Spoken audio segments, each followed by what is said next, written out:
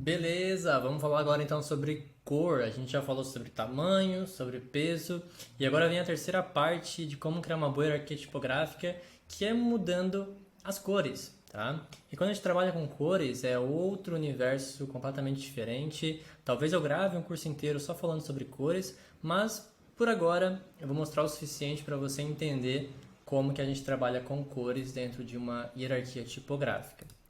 Bom, quando se trata de cores, temos algumas variáveis a considerar. Que variáveis são essas? Os fundos. Até minha luz mudou aqui. Quando a gente tem fundos escuros, a gente tem que sempre pensar do mais claro para o mais escuro, tá? Para reforçar a ênfase. Então percebam aqui que eu peguei ali o texto do exercício anterior, né? Que a gente mudou tamanho e peso, e agora eu comecei a adicionar cores. Meu título, naturalmente, o mais importante, vai receber a cor mais clara, o branco nesse caso, né, que eu estou trabalhando com uma escala de cinza.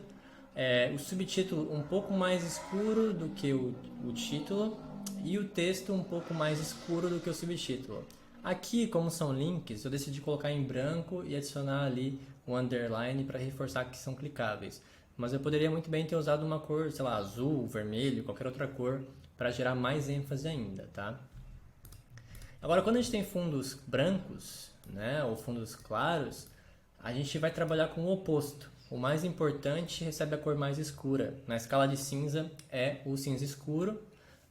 O subtítulo vai ter um cinza mais claro, o texto um pouco mais claro do que o subtítulo. E aí aqui na informação auxiliar eu posso manter um cinza mediano ali e os links também cinza com underline. Novamente, poderia ser uma cor aqui para dar um reforço ainda maior. Agora, quando a gente tem fundos coloridos, aí a brincadeira começa a ficar um pouco mais complexa. Por quê? Fundos coloridos, e aqui eu estou usando um fundo plano, né? Mas poderia ser uma imagem. A gente vai ter alguns desafios quando o assunto são cores. O primeiro desafio é em relação ao contraste, tá? Se for uma foto, é muito difícil ter contraste com o texto, porque vai ter outros elementos da foto ali que vai causar ali uma falta de contraste. No caso de fundos planos como esse, fica mais fácil. Então aqui eu estou utilizando diferentes cores, né? Eu botei uma cor bem vibrante para o meu título, branco para o meu subtítulo. Aí aqui no texto eu peguei a cor do meu fundo, clareei um pouco, né? Aumentei ali a luminosidade, a saturação, e deixei uma cor parecida com o fundo. E para o meu texto auxiliar, branco, e aí dessa vez eu coloquei uma cor nos links também, tá?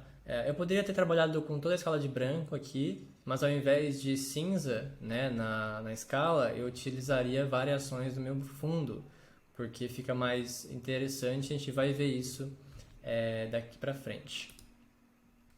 Bom, algumas coisas que você tem que evitar quando o assunto são cores e tipografia, tá?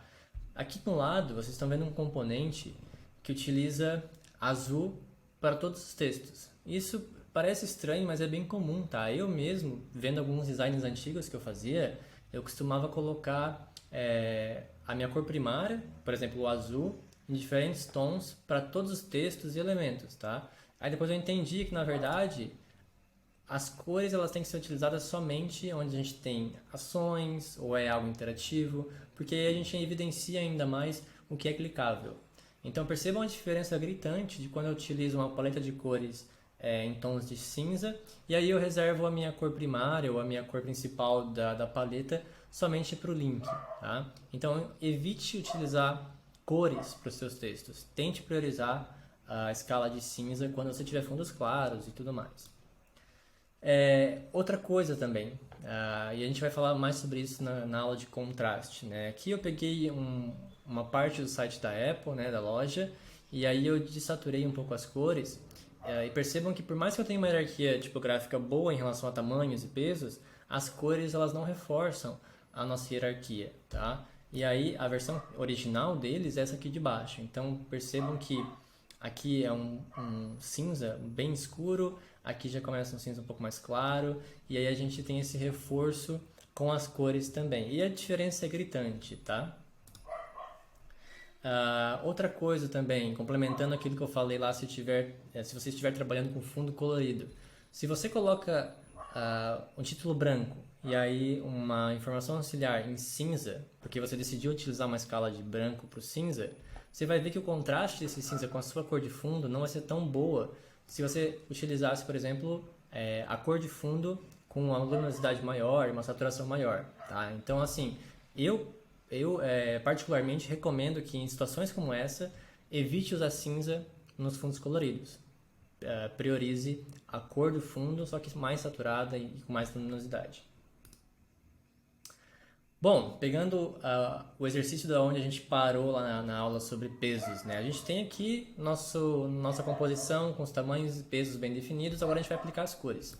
Então, enquanto eu estou utilizando um fundo branco, eu decidi utilizar a escala de cinza para a gente ter uma hierarquia tipográfica boa aqui. O meu título, naturalmente, com um cinza escuro, meu subtítulo com um cinza um pouco mais claro, meu texto com um pouco mais claro ainda. Aqui eu decidi dar um destaque bastante grande para os links, né, tornando eles azuis. E aqui eu mantive o cinza um pouco escuro que eu estou utilizando no subtítulo. Então percebam que com uma mudança simples de cores, a nossa hierarquia tipográfica já explode, ela já começa a ter bastante destaque, tá? E aí na próxima aula a gente vai ver sobre, aliás, nas próximas aulas a gente vai ver como melhorar os espaços, tá? E aí a gente vai trabalhar line height, letter space, espaço entre elementos, entre linhas, né? A gente vai trabalhar todos os espaços para tornar essa composição ainda melhor. A gente não chegou no final ainda, tá? Se você gostou da aula, deixa aí seu comentário, seu feedback, suas dúvidas e não esquece de avaliar a aula também. Eu te vejo daqui a pouquinho na próxima aula.